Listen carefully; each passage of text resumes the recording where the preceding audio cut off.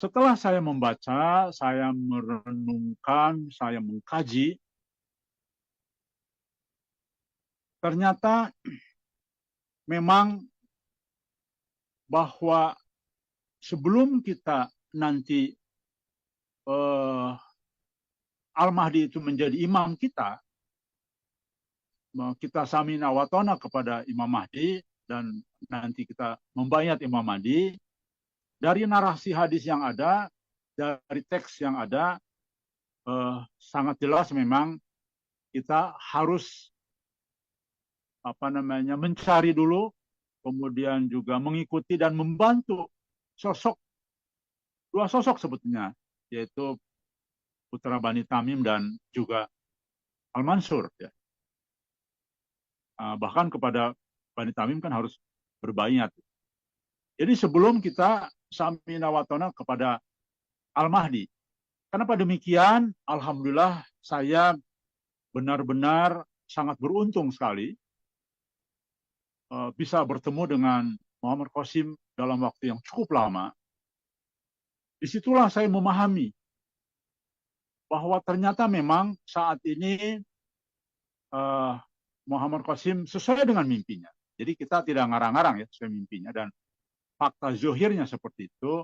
Memang masih belum waktunya untuk memimpin, masih belum waktunya untuk memanage, dan beliau memang belum takdirnya. Bahkan kami melihat langsung sesuai mimpinya masih tangannya pegang emas masih menjadi debu, kemudian masih dalam topeng dajjal gitu ya, sesuai mimpinya lah.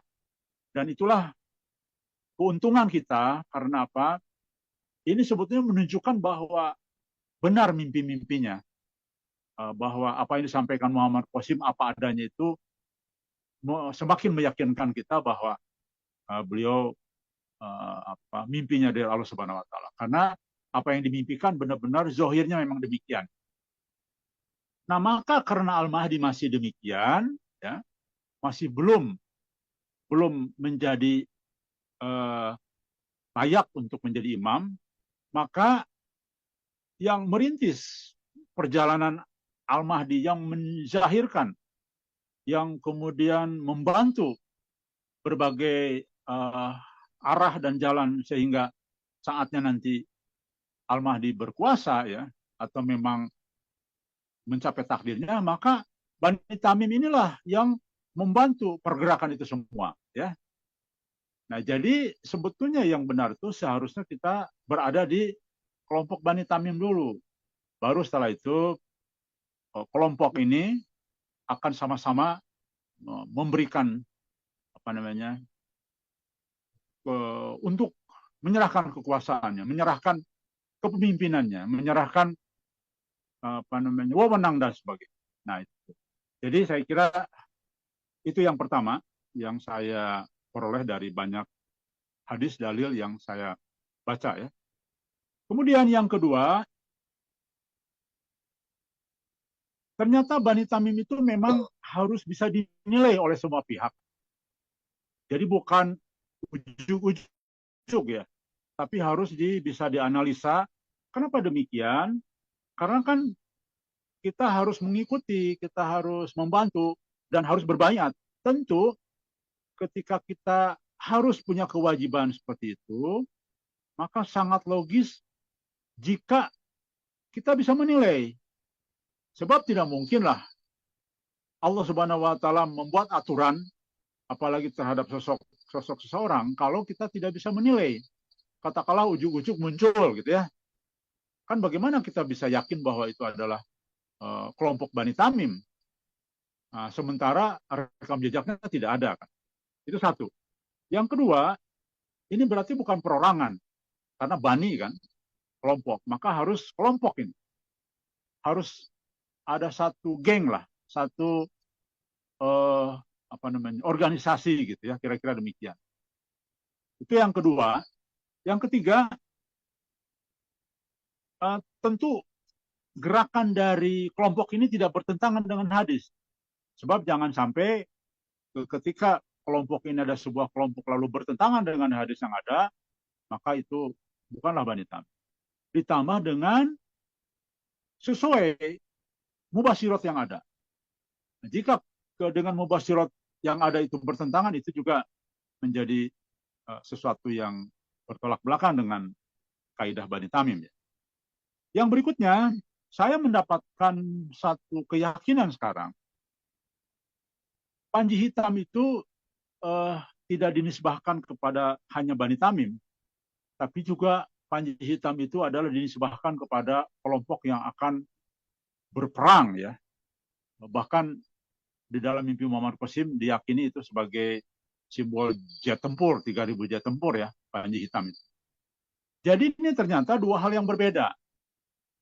Kalau pemegang panji-panji bendera hitam itu dinisbahkan kepada Bani Tamim, itu bukan dalam teks hadisnya itu lebih bukan kepada untuk perang, walaupun bisa jadi nanti bagian dari tentara Al-Mahdi, tapi lebih kepada merintis, membuka jalan, gitu, menzohirkan, maksudnya menjelaskan kepada masyarakat, kemudian yang berani nanti melawan tipu daya Dajjal, yang berani menjelaskan nanti Dajjal itu siapa. Karena di situ dalam teks hadisnya jelas dia akan paling keras dalam melawan Dajjal, gitu ya. Nah, jadi artinya yang disebut dengan penisbahan kepada panji hitam kepada Bani Tamim itu lebih kepada panji hitam itu lebih kepada simbol atau bendera yang dimiliki, atau bendera yang ditancapkan, atau bendera yang berlambangkan lambang hitam, gitu ya.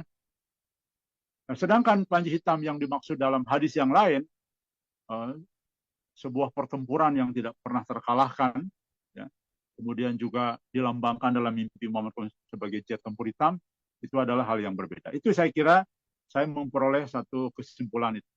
Kemudian yang berikutnya,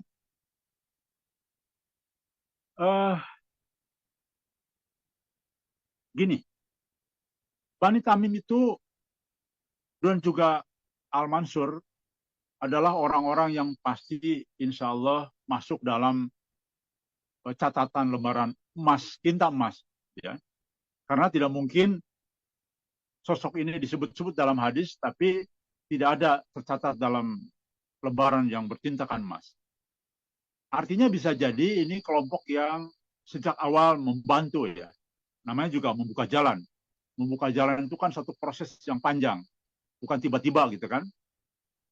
Nah, jadi itu. Kemudian insya Allah karena ini sudah fasenya mubasyirat, ya, maka sosok Bani Tamim dan kelompok-kelompok Bani Tamim, demikian juga Al-Mansur, insya Allah sepertinya harus ada dalam mimpi-mimpi Al-Mahdi sendiri.